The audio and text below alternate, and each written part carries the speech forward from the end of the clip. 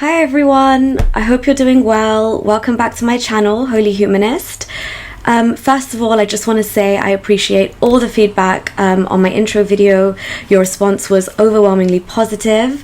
And I also want to thank all of you who have emailed me your support and topic suggestions, and those of you who have actually shared resources with me, because honestly it just keeps me buzzing to put out more content despite how hard it is to talk about some of these issues. So yeah, massive thank you. And also for bearing with me through the audio issues in the last video. Hopefully today the audio should be on point. So today I want to talk about a very false yet humanistic lie that I blindly accepted with full certainty for over 20 years of my life. Now, I'm not sure about all of your individual experiences, but as a child, I was told by authority figures all around me that Islam was wonderful because it did the following three things. I don't know why I do everything in threes, by the way, but the Prophet had a penchant for the number three, so maybe I'm just channeling his energy. Okay, so the things I was personally led to believe, which made me so proud to be a Muslim and part of what I thought was a beautiful religion, were that, number one, Islam freed slaves. Number two, there is no compulsion in religion, so people are free to worship who or what they please, or not even worship at all. And number three, that Islam gave women rights.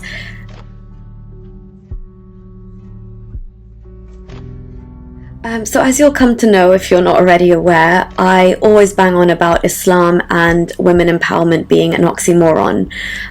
Forget giving women rights, Islam literally placed their fate in the hands of men, and women are made to bear an unfair share of the burden to uphold honor. But today, I want to touch upon something slightly different that really took me by surprise when I looked into Islamic history. As a Muslim, I was taught Islam was historically progressive and peaceful, whereas pre-modern Europe was fanatical and predatory. But today, I want to highlight Islam's role in facilitating the transatlantic slave trade, which otherwise is almost always presented as an exclusively European enterprise. So in most Western and international schools in history class, we get taught the usual wars: World War I, World War II, the Cold War, all the isms, fascism, communism, socialism, and perhaps some of the major other European and American events. So most of us, either through these lessons or through common knowledge, or even lived generational experiences, are fully aware of the human travesty that the Atlantic slave trade was. It seems like a horrible blip in human history, and our modern minds can barely comprehend the idea of owning or possessing another human being at all. So if you're extremely uncomfortable when you think about the scale and torture and hardship, and the largest forced mass sea migration in human history, then that's a good start and we're on the same page. So when I started reading the Quran and Hadith, so effectively my own history, I was in for a few surprises.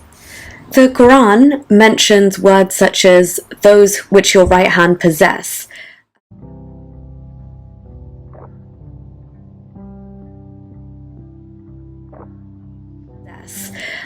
which raises alarm bells straight away. So upon clarification of this term, I found it did indeed refer to bondwomen and slaves under Muslim ownership who fell into their possession or were traded throughout Islamic expansionism. Having studied the Mughal, Ottoman and Safavid empires in some detail at university, I began to connect the dots here and thought this could most definitely be the inspiration behind harems in the major Islamic empires.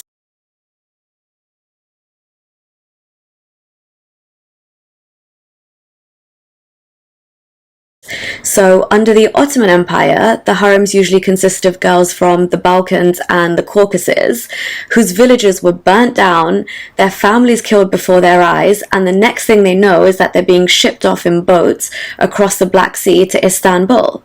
So just to focus on the Ottoman Empire some more, let's take the Ottoman harems for example. in the imperial harem, the female slaves were primarily servants, though some were used as concubines. Now remember, these girls were not Muslim, but they were forced to adopt Muslim Turkish names and learn the teachings of Islam. And then by the end of the 14th century, concubines played a vital role in royal reproduction.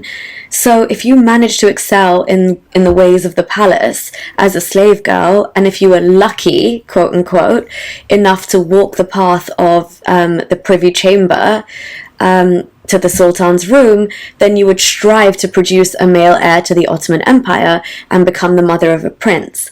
And that's because the mother of a sitting sultan, though technically a slave, received the extremely powerful title of Valide Sultan, which raised her status as a ruler, in a sense, of the empire. And this entire method had several benefits to the Ottoman dynasty. So let's talk about why this method was preferable for the Ottoman dynasty to use. Well, firstly, it was preferable to have female consorts whose allegiance was exclusive to the Sultan, rather than having wives from a pool of hereditary nobility who might one day challenge the Sultan's power.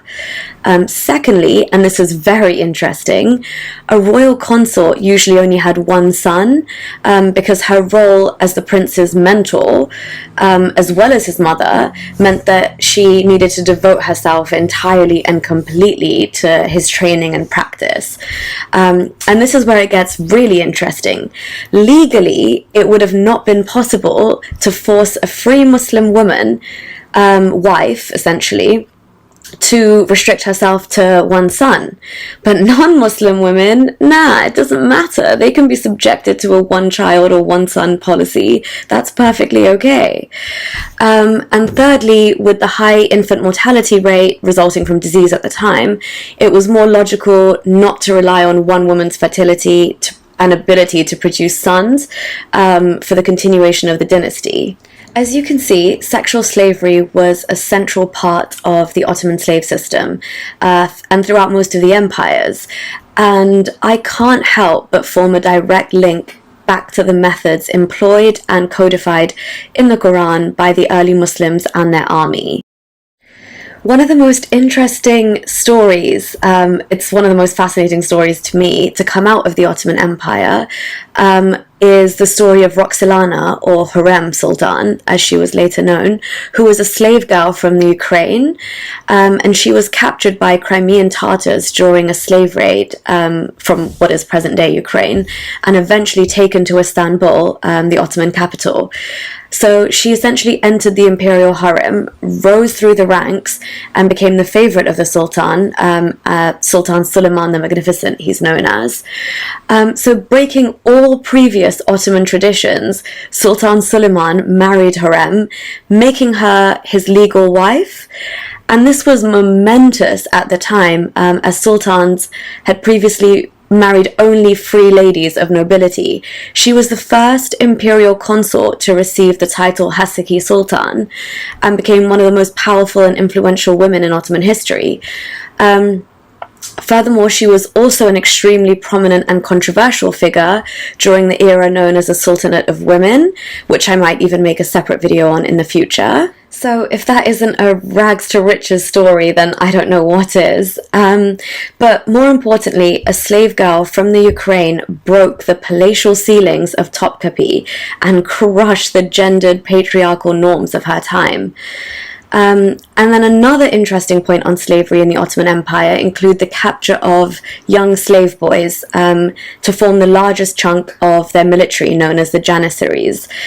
So by capturing these non-Muslim boys young, and once again by stripping them of their memories, of their homeland and their families, the Ottomans were able to nurture a devoted and powerful army with complete allegiance to. Now, coming back to the harems for just a moment, usually the imperial palaces would also consist of eunuchs.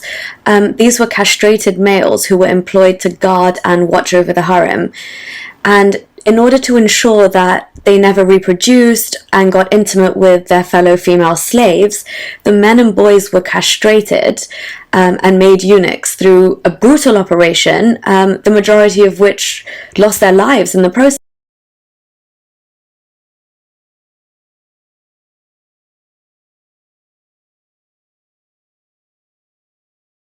So, as we've seen, because there are restrictions on the enslavement of Muslims and even people of the book, Jews and Christians, living under Muslim rule, pagan African areas became a popular source of slaves, and these pagan areas were mainly in the region known as the Great Lakes in Africa, as well as Central Africa, and these people were known as Zanj, and the Zanj were employed in households or plantations, and even in the army as slave soldiers.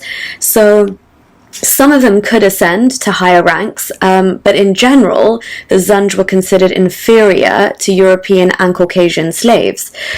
So one way for the Zanj slaves to serve in high-ranking roles included becoming one of the African eunuchs of the Ottoman Empire. Now, what I want to make clear here is that I'm not going to focus so much on male castration for the purposes of this video, nor am I saying that complete castration of men is in any way an Islamic sanctioned practice. But what I want you to note and concentrate on is the enslavement of people. Also note the lowly positions of Africans in the hierarchy of slaves, but essentially enslaving human beings and treating non-Muslims as less valuable human beings is what I want to talk about, because this is a notion that Islam propagates.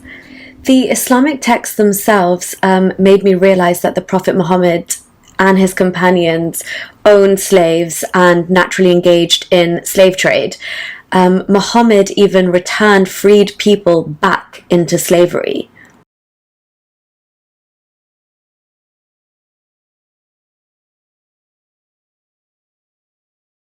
During his prophethood, he managed to ban adoption in order to sleep with his adopted son's wife, Zainab. He managed to ban gambling and alcohol, but banning human slavery was a step too far, it seems. And to all the Muslim apologists out there who claim that slavery was such a normal part of society that it needed to be eradicated step by step, I'm sorry, that's just not good enough. Regular human beings managed to abolish slavery step by step. So if your prophet had the divinity of Allah behind him, he should have done better. Divinity is meant to outshine human achievement, not underachieve in the face of it. And so we all know that racism exists. Sadly, it's one of humankind's most toxic traits that we haven't managed to completely shed yet. So let's see how the early Muslims tackled racism while spreading their religion of peace through foreign.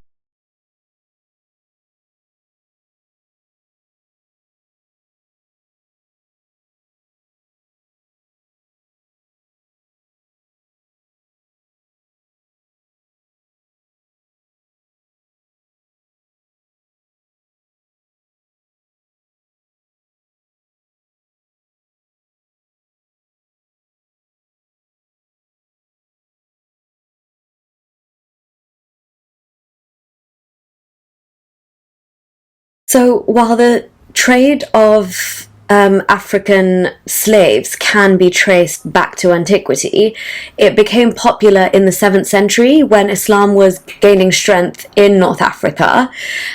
So this was 7 centuries before European explored the continent, and a full 10 centuries, so 1,000 years, before West Africans were sold across the Atlantic to America. So, kind of delving into the history, the Arabs, it seems, initially favoured capturing white Europeans, who they considered to be good workers, diligent, reliable. Interestingly, the word slave originates from the word Slav, which was a reference to the white Eastern Europeans who were taken as slaves by the Muslims of Spain during the 9th century. in which they brutally kidnapped millions, wiping entire villages clean of all of its inhabitants, and capturing white Europeans into slavery. For example, even in a small country like Poland, over 3 million people were enslaved by Muslims. Eventually, when the Europeans developed the rifle, it became harder and harder for Muslims to enslave them, and that's when they turned their attention towards Africa. Prior to this, the Muslims considered black people to be unwanted for slavery, but once their strategy with the Europeans started falling apart, they had to turn their attention to Africa, and they needed more people to serve as soldiers and expand their empire. So essentially they force converted African people into Islam, and the Arabs persuaded African kings that by being Muslim, it made them superior and gave them superior rights over other people.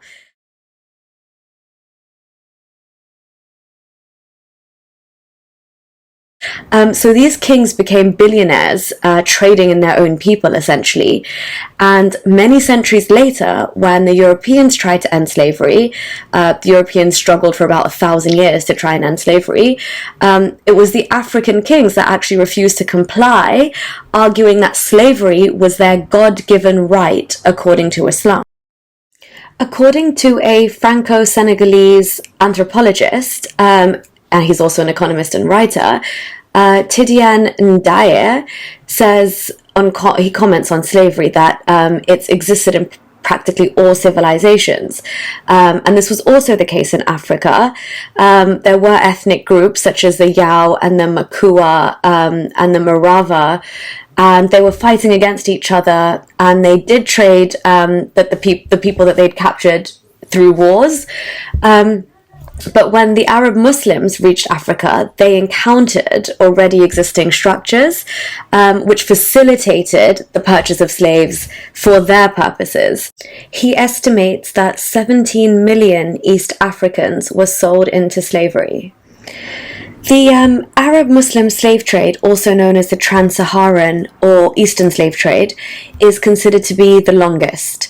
It lasted more than 1,300 years and took millions of Africans away from their homeland and continent to work in foreign lands in the most inhumane conditions. Some scholars have termed it as a veiled genocide, due to the most humiliating and near-death experiences that the slaves encountered and were subjected to, from capture in the slave markets to the labor fields abroad, and not to mention the harrowing journey in between. So the numbers are estimated they're contested as well, but they're estimated at 8 million Africans being bought from East Africa via the Trans-Saharan route to Morocco or Egypt.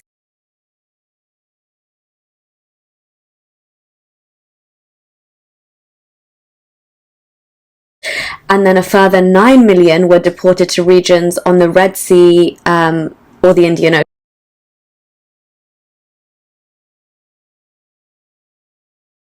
Interestingly, the Europeans who first became involved in the African slave trade, i.e. the Spanish and the Portuguese, were also the ones who happened to live side by side with the Muslims for centuries, and were often enslaved themselves by the Muslims of Al-Andalus.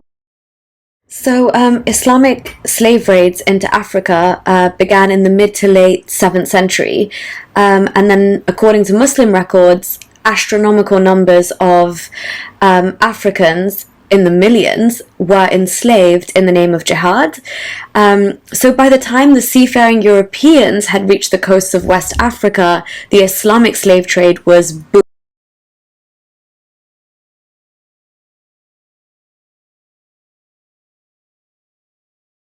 Another interesting point to note is that while most Western historians agree that it was kind of tribesmen enslaving and capturing enemy tribesmen to the Europeans as part of the African slave trade, what's often left out is that these tribal differences usually revolved around if that person was Muslim or not.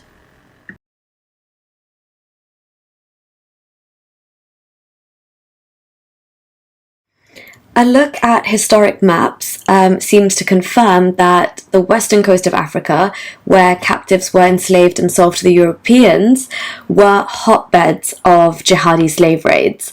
And the populations from Senegal to Angola, where people can argue that's where most African Americans trace their ancestry, they were roughly half Islamic and half pagan between the 16th and 19th century.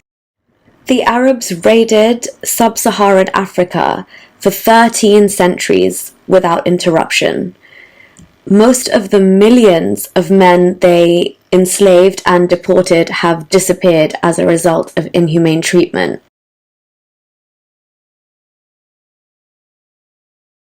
Zanzibar in Tanzania is an example of an infamous slave hub.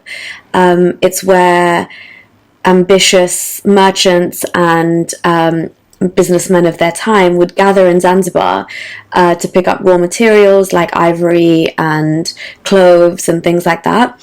And they would essentially buy black slaves who they would use to carry the raw materials back for them, and then use them in bondage as slave labor. Slaves from as far as Sudan, Ethiopia, and Somalia would be bought and sold at these markets in Zanzibar.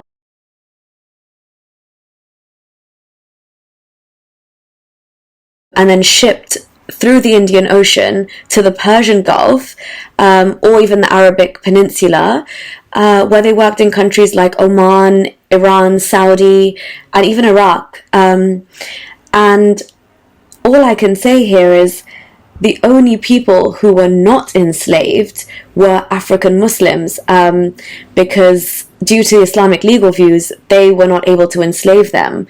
But absolutely everybody else is fair game. The other route that the slave trade would encompass was the trans-Saharan caravan, and this concentrated more on the West African region around the Niger Valley, to the Gulf of Guinea, and along the trans-Saharan roads to slave markets in the Nile Basin and around the Maghreb region. And this journey would take 3 months and involved dire conditions. And so essentially many of these slaves just died during transportation. They didn't even make it to their destination that, forced upon them. They happened to die in transit. Many of them died just due to disease, hunger, thirst.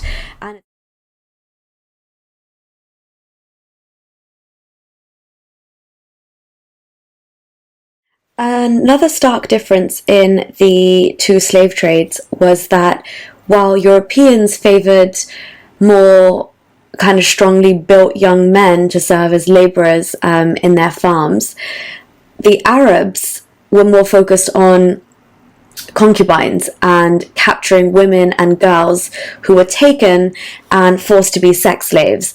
The demand was so high for this slave practice that the slave traders would double the price of female slaves, with the ratio of captured women to men being 3 to 1.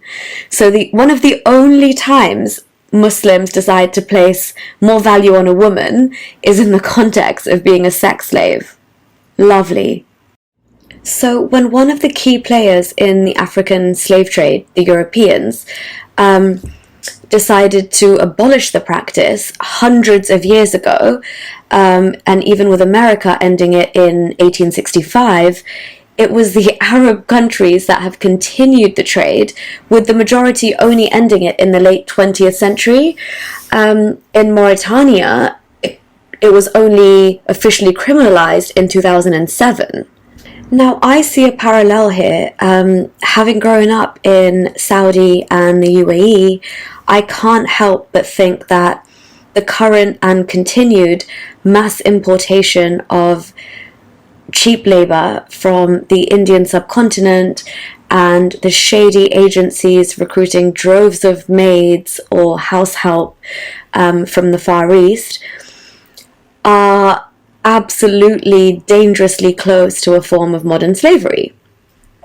Some people will argue that they ultimately have a better life and they can earn more money than they would back home.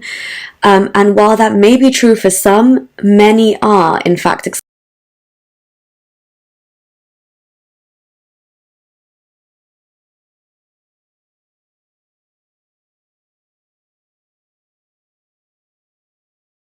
as I'm sure you're aware, Saudi Arabia didn't even ban slavery until 1962.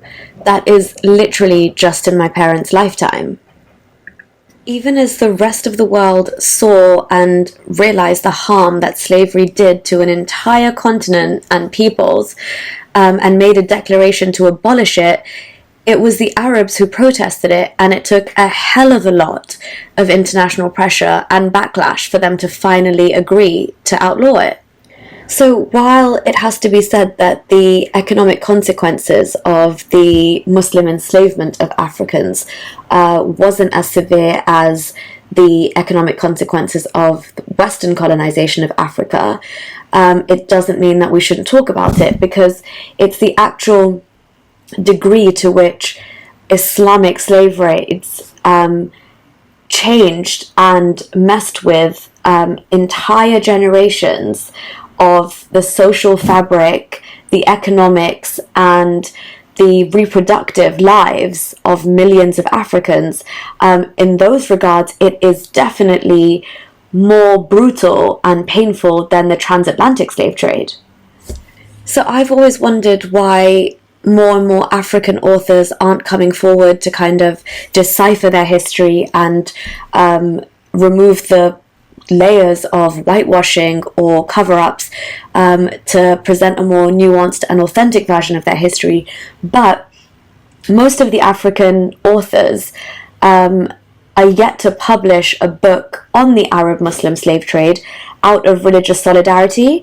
So there's 500 million Muslims in Africa, and it just seems much easier for them to blame the West rather than to talk about the past crimes of their fellow Muslims, albeit Arab ones.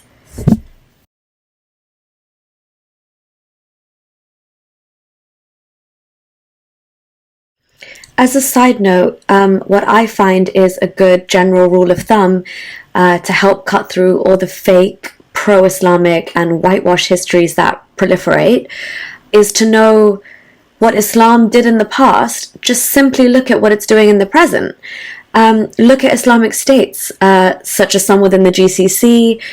For example, Saudi Arabia still has the kafala system, and to a lesser extent, the other countries in the GCC do as well. But even in the UAE, for instance, Emirati employers have the authority to hold the labourer's passport ransom indefinitely. They withhold salaries for months, knowing full well the impact it will have on that labourer and their family back home, who rely on that money to put food on the table. Then they live in unhygienic, claustrophobic accommodation, and they're clustered in there like sardines, with minimal facilities. And then the fact that they're forced to work in up to 40, 50 degrees heat in thick overalls with minimum health and safety compliance and without a decent break. Still to this very day in the GCC, you find modern slave labour working in Muslim households. They're essentially slaves, not free to leave, not free to have their own social, familial, or personal lives, literally taken from Africa and sent to Arabia. Bob Marley would have a field day with this. So yeah, low-key, the trade is still flourishing across the Middle East. And I must state here that another reason that exacerbates this whole situation and the plight of these labourers is the fact that often these labourers are very easily blindsided and taken advantage of because their home country has weak or non-existent consular policies to safeguard them. For instance, even a country like Pakistan is yet to implement a uniform consular policy for the safe repatriation or support of its foreign employed labourers, especially in the Gulf region. There's a huge, untapped, unfiltered exchange going on without any safeguarding measures in place. And there are a few NGOs and organizations working to strengthen consular policies, because there's so many of these laborers who just end up falling through the cracks when they get to these Middle Eastern countries, and they've just been given a work visa, and it's nothing like what they. The crux of this video is essentially that while the horrors of the West and what they inflicted on human history cannot be forgotten or overlooked or downplayed, ultimately we have to agree that they were the ones to actually outlaw slavery. Internationally, they were the ones to abolish and push and make this a universal global declaration. Yet they also continue to bear all the blame for slavery, and that entire tragic episode in history. The blame entirely falls on the West, and it's time that we acknowledge history for what it is, and we cannot explain away the Islamic involvement in the slave trade, and it's high time that Africans themselves ought to confront their own history by looking into certain centuries that they'd rather just forget about and focus their energy on blaming the white man because it's simpler. Growing up, I really looked up to Muhammad Ali. He was one of my dad's icons, so it kind of just rubbed off on me. We'd watch his fights and his interviews over and over, and knowing that he had taken a stance against fighting in the Vietnam War and then also embraced Islam, no doubt only strengthened the dynamic and virtuous character that he has. When I look back at it now, I'm slightly bemused by how wrong Muhammad Ali and Malcolm X were when they eventually embraced Orthodox Islam. For those of you who aren't aware or don't know about Muhammad Ali and Malcolm X's affiliations, they were both members of the Nation of Islam. The Nation of Islam is a religious and political organization founded in 1930 by Wallace Fard Muhammad in the US. And while it identifies itself as promoting a form of Islam, its beliefs differed considerably from mainstream Islamic tradition. It claims that there's no afterlife per se, and it also doesn't teach that Muhammad was the most important and final messenger of Allah. It actually places more importance on its own first two leaders. The Nation of Islam was based more on an ideology of social change and social revolution rather than anything else. So it's pretty easy to empathize why Muhammad Ali would want to join such a movement after seeing years of oppression of his own people by the white people of America. So in 1975, after the death of one of the founding fathers, Elijah Muhammad, his son took over leadership of the Nation of Islam, and he decided to come to an intellectual realization that they should revert back to Orthodox Islam. And he stated that their purpose was the revival and restoration of pure Islam, which is exactly the same as traditional Orthodox mainstream views. And like Malcolm X before him, Muhammad Ali fully embraced this new direction, and he became an Orthodox Muslim, accepting the 5 pillars of Islam, including the belief that there is no God but Allah and that Muhammad was his final messenger.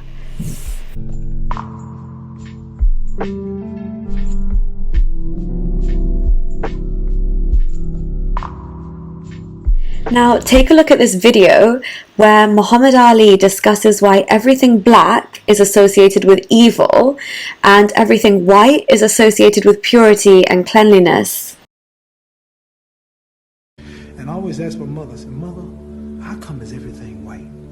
I said, why is Jesus white with blonde hair and blue eyes? Why is the Lord's Supper all white men? Angels are white, Pope and Mary and even the angels. I said, Mother, when we die, do we go to heaven? She said, naturally we go to heaven. I said, but what happened to all the black angels when they took the pictures?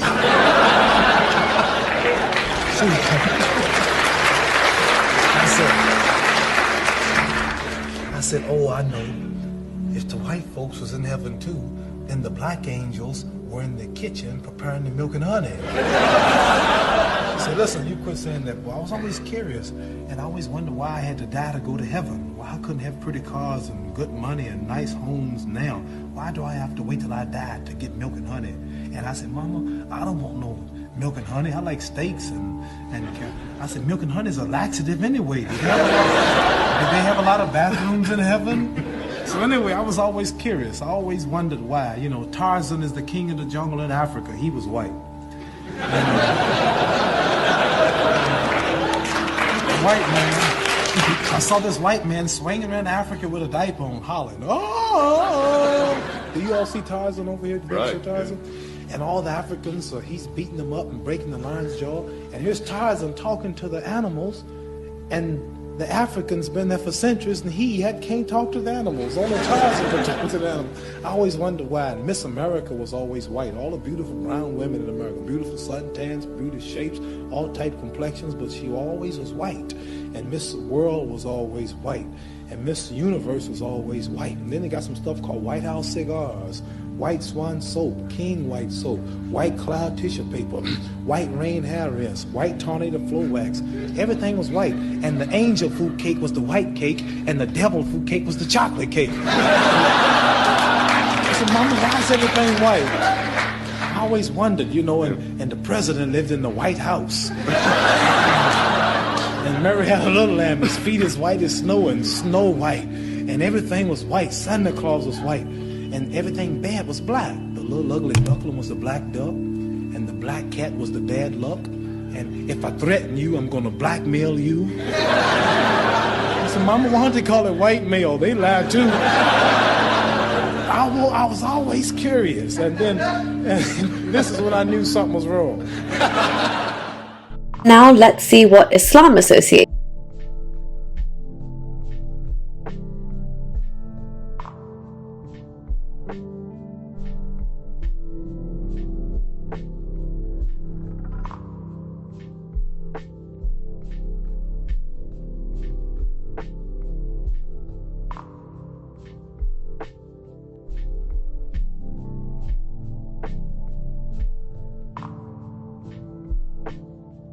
So I sometimes wonder why key African American figures and leaders like Malcolm X and Muhammad Ali believed Islam truly was the best path. Had Muhammad Ali known that 1400 years ago the Prophet had actually enabled and systematically perpetuated the slavery of his people, keeping entire generations in bondage, using them as disposable pawns in the quest for Islamic domination of the world, I can safely say he would be turning in his grave right now.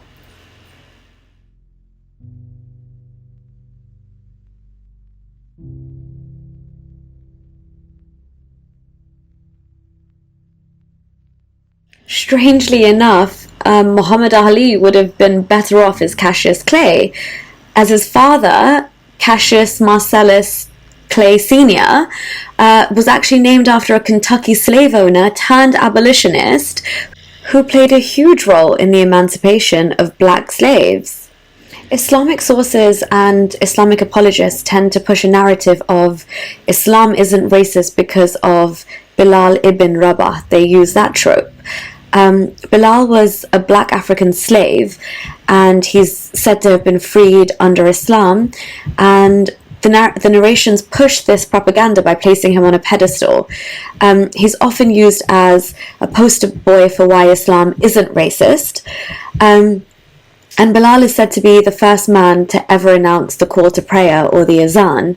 Not that giving the first azan is even a sign of equality. He was in all likelihood given that task because nobody wanted to wake up extra early for Fajr, the first prayer at dawn. I certainly wouldn't want to. Anyone who's watched the 1976 film The Message will know exactly what I'm talking about. Yeah, it was really weird. The only way they would play background music would like any scene involving the Prophet, because of course it's blasphemy to show him. It always weirded me out a little bit. It just felt unsettling because he doesn't utter a word, but you're just supposed to be in awe of his presence. Anyway, I digress. The scene of Bilal giving the azan is meant to portray Islam as the ultimate picture of justice and equality. Check out this clip from the film The Message depicting this very scene.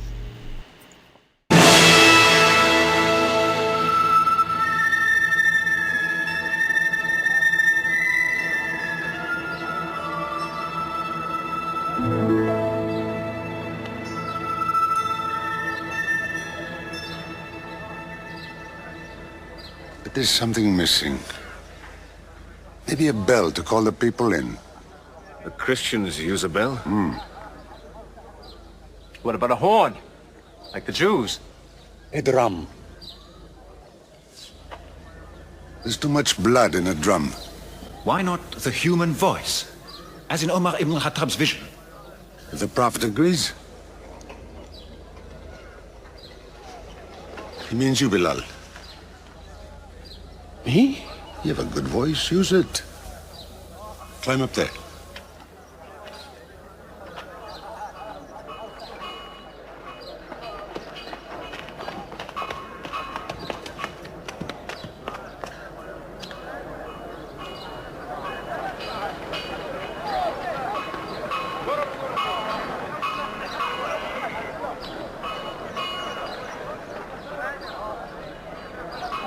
Allahu Akbar.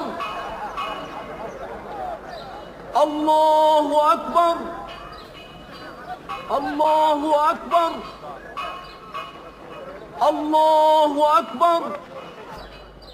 Ashhadu an la ilaha illa Allah. Ashhadu an la ilaha illa Allah. أشهد أن محمد رسول الله. أشهد أن محمد رسول الله. حي على الصلاة. حي على الصلاة. حي على الفلاح. حي على الفلاح.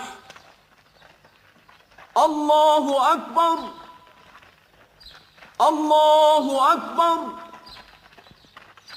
لا إله إلا الله.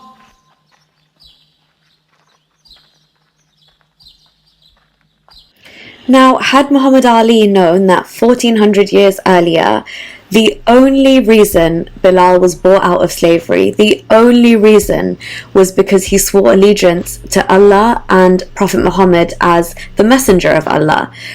Muhammad Ali, I think, is a clever man, and he'd be clever enough to have understood by now that Islam only accepts black people in one of two ways, and both of those ways stem from a place of submission and slavery.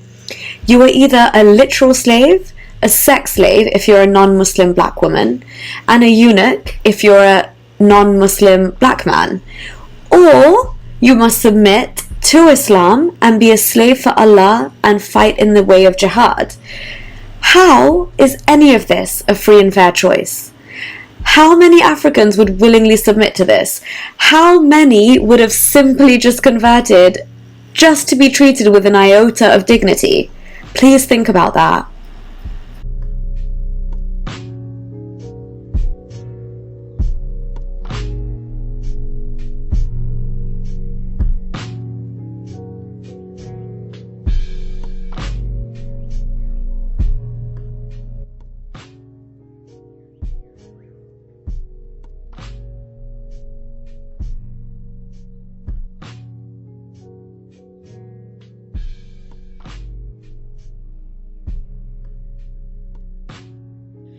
Ironically and very tragically, Mustafa Akkad, along with his 34-year-old daughter, were both killed in the 2005 Amman bombings at the hands of the Iraqi Al-Qaeda.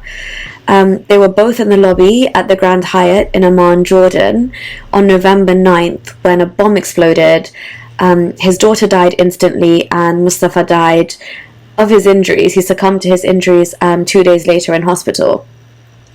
Only 2 years later, I was at that same hotel, standing in that very spot, only this time with heightened security, of course, and still a sense of unease in the air.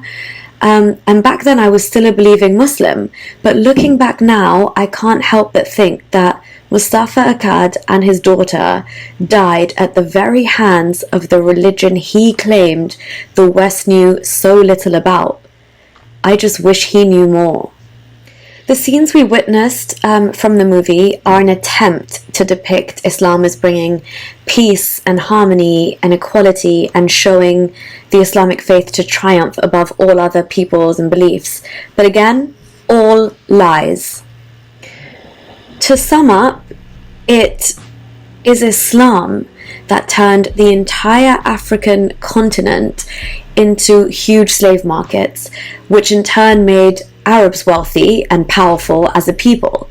By selling human beings, Islam turned Africa into a slave trading nation, eventually capturing about 180 million African people, all sold into slavery, of which 90% would die in transport due to the sheer brutality of Islamic slavery at that time.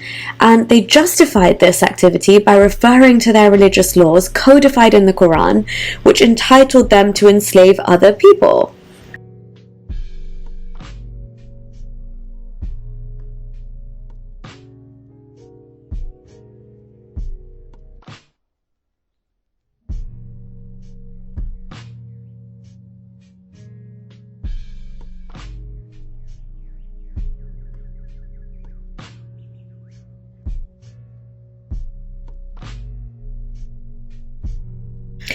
Islam is undoubtedly built on a strong foundation of expansionism, sex, slavery, and slave trade. If the Europeans didn't start to revolt against Muslim slave raids, who knows how long the practice would have continued. If international pressure wasn't put on Islamic countries like Saudi Arabia and Yemen to ban the practice, who knows how many more generations would have been enslaved. African kings became billionaires, kidnapping their other Africans and selling them to the Muslims. The Americans got tips in slavery best practices from the Muslims because Islamic slavery preceded and paved the way for the transatlantic slave trade. It was the Arab Muslims that exploited slave trade long before the Europeans and the Americans. And this barbarity and violence is not a modern phenomenon by any standards. And what ISIS are practicing is not a fabrication of Islam by capturing Yazidi girls.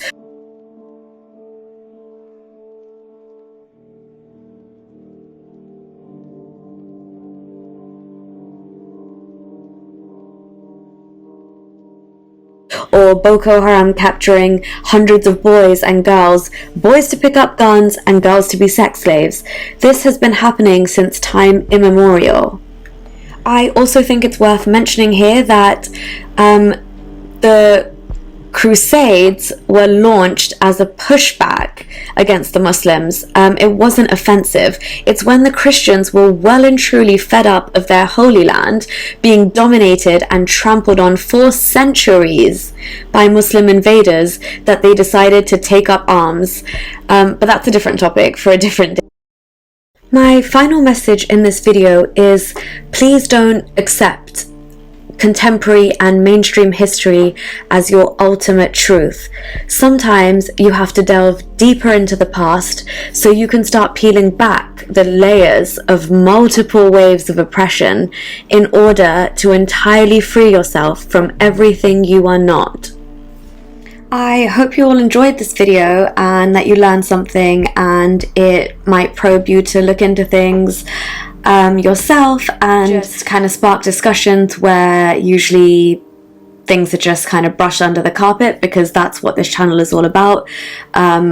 It's driven by intellectual honesty as always. So please, if you have anything to add, please let me know in the comments below. Please feel free to get in touch with me via email and let me know if there's anything you'd definitely like to see on here. But yeah, thank you for all your love and support so far. Stay well, stay happy, and till next time, everyone. Peace out.